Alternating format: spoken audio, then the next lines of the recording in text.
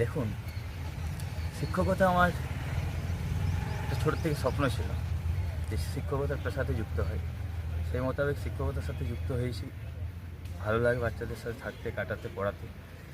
সেই সাথে সাথে এলাকায় ঘোরার স্বার্থে দেখেছি বিভিন্ন মানুষকে বিভিন্ন সমস্যার মধ্যে দিয়ে যেতে। ইচ্ছে হয় যে তাদের পাশে গিয়ে দাঁড়াতে।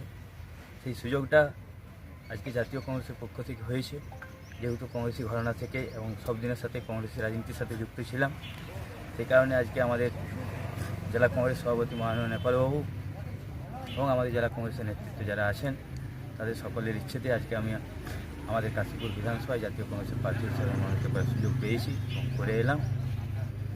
এবং আগামী দিনে চাইব গোটা কাশীপুর বিধানসভা এলাকার মানুষের কাছে আমার আহ্বান থাকবে, আপনাদের যুব সমাজের বিভিন্ন লড়াইয়ের, বিভিন্ন অধিকারের, বিভিন্ন ন্যায়, বিভিন্ন মর্যাদাকে সামনে রেখে, সমস্ত চিন্তাধারা, সুবুদ্ধি সম্পন্ন সব কিছুকে সামনে রেখে আগামী দিনে বিধানসভা লড়াইয়ে নামছি।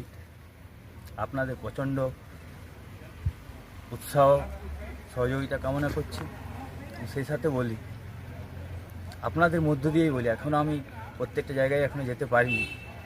আপনারা যদি সবাই জাতীয় কংগ্রেস প্রার্থী সুভাষ মাহাতোকে দুহাত তুলে আশীর্বাদ করেন এবং জয়লাভ করান, এই বিধানসভার একজন বিধায়ক হিসাবে আপনাদের কাছে আগাম বলতে চাই, কারণ রাজনীতিটা ছোটোর থেকেই মনে করে আসি একটা সেবা। আমরা এখন কি দেখি যে বিভিন্নভাবে তাদেরকে টাকা পয়সা একটা মান্থলি সরকারিভাবে ব্যবস্থা করা হয়।